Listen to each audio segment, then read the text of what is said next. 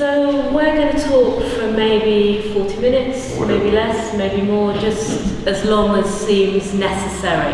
And then we'll stop and see if anyone has got any points they want to make. And it's really important that I don't say the usual thing where we'll stop to see if anyone's got any questions, because that's really not what this conversation is about.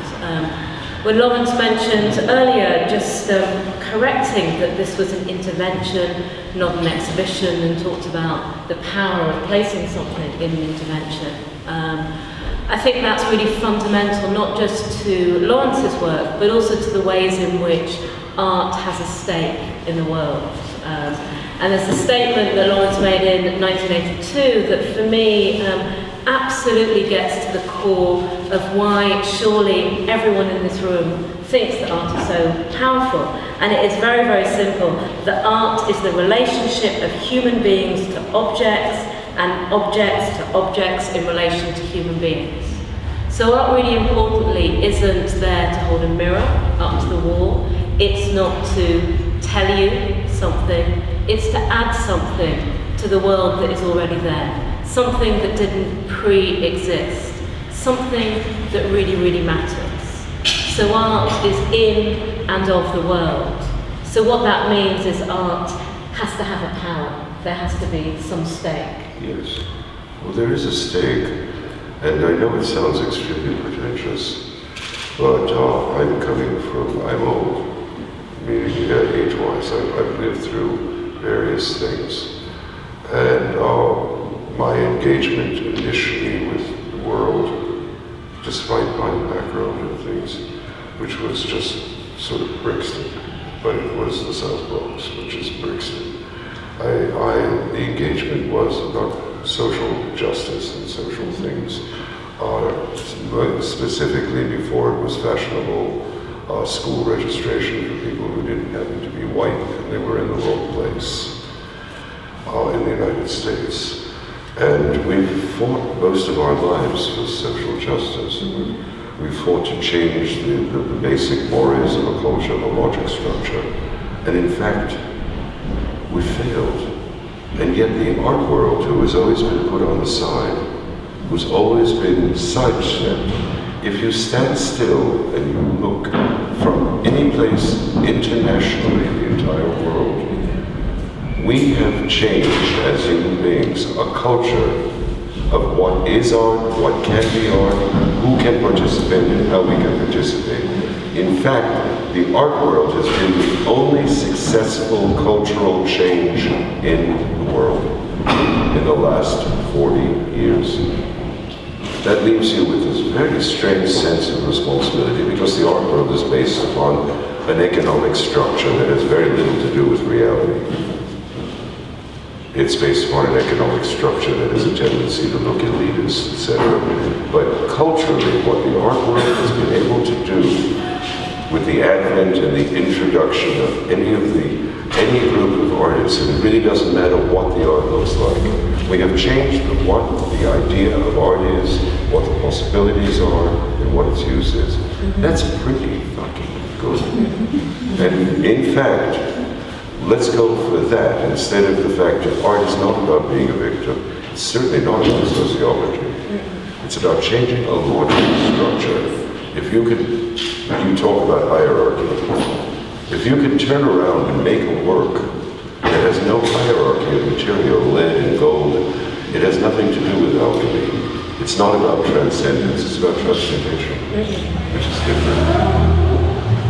You can change the logic structure. You take away the concept of exclusion if there's no logic to it. And you don't even have to talk any longer about inclusion because everything falls in. That's it. But do you think that we're really in some moments of crisis of reminding individuals engaged with art and not engaged with art, that art's purpose is not to entertain, it's not to educate, it's not to save, it's to do this other thing. And this other thing is where this power of perception, undoing structures, lies. I leave everything out to entertain because Most people put in a day's work.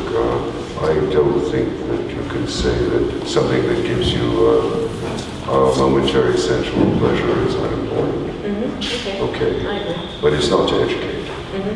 The role of education is the role of each individual culture, and it's the responsibility. Art is to take the things that exist and put them in a way that when a person walks into an exhibition, if they ever get to it, you don't just see it in type or written about or talked about. It's not an anecdote.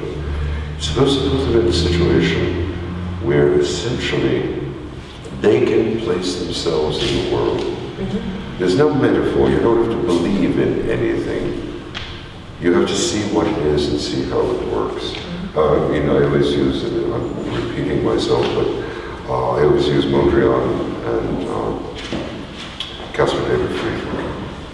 They're two completely out of this thing. I discovered them as a child and I never saw that there was a problem. They didn't require that you knew anything. They didn't require that you believed anything, and they didn't require that you looked like the people in the picture.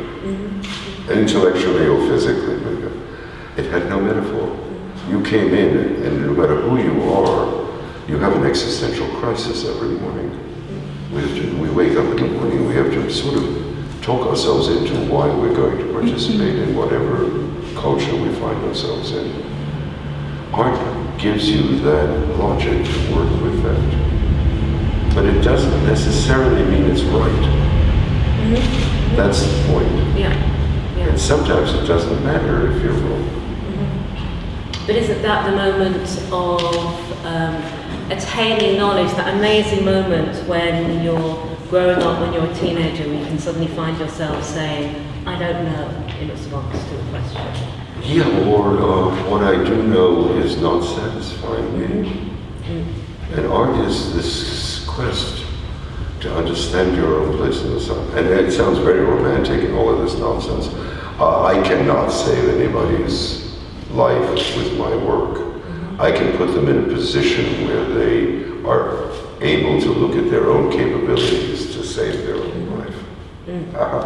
I think every artist would agree with that. Everyone. It doesn't matter what it looks like, it doesn't matter if they're society architects, society artists, they still really think that they're giving people a key to understand their place in the world. But that's about engaging with perceptions, which raises another question that I think is part of the contemporary crisis about interacting with artwork, which is the importance of the encounter or the phenomenological experience of being in front of the work. So we're sitting in this room, we're in front of the work, we can look at it, we can think about it, we can feel it, we can smell it, we can taste it, we can perceive it. But one cannot do that through a reproduction. So would you... Oh, I don't agree with that. Okay. I'd say that there are two experiences. You can fall in love and be out there working on a ship and think about your object of love. And it's pictures of Lily. But you would have That encountered works. Lily to start off with, though. I have no idea. There are people who have fantasies about their existence that didn't encounter. I don't think we should get into these kind of judgments. Sensuality is sensuality.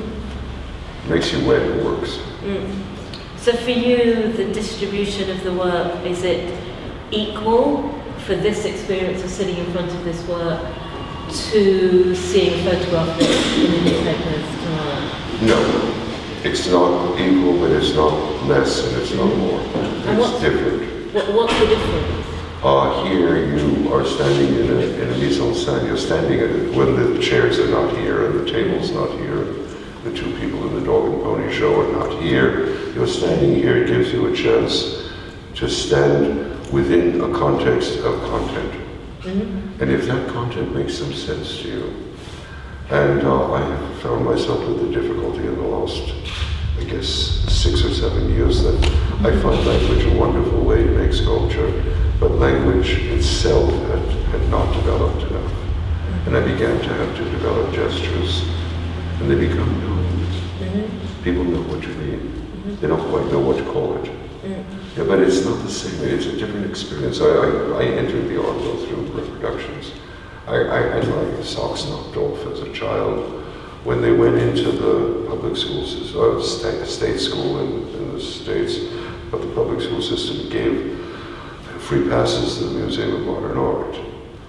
And the first time I was able to encounter reality, because the Metropolitan Museum didn't have any contemporary art, a Pollock in its reality, a Mondrian in its reality, or see even the scale of a Giacometti, the 4 o'clock in the morning.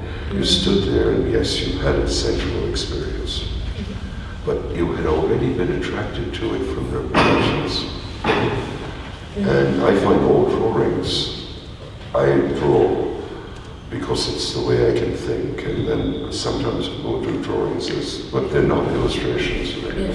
They're still the work. They're still a work, and yet I draw with the intention that they will be reproduced. And in being reproduced, people can see them and they don't have to have an explanation. It's interesting. We didn't have an explanation at the Maritime Museum. No, we didn't. The only anecdote I have is that time that our director, who was quite charming, came and said that there were these good old boys from the Maritime Museum hanging around. They went through, they looked at the set of drawings we had pasted on the wall, and I did think, if I remember correctly, and I hope I haven't tricked myself, they said, oh, he got it right. And that's all they said. Meaning that the material that was being used was done right. Artists have a responsibility, as musicians do and such, that whatever it is they're trying to do, they get right. That has nothing to do with the standard of values. Yes.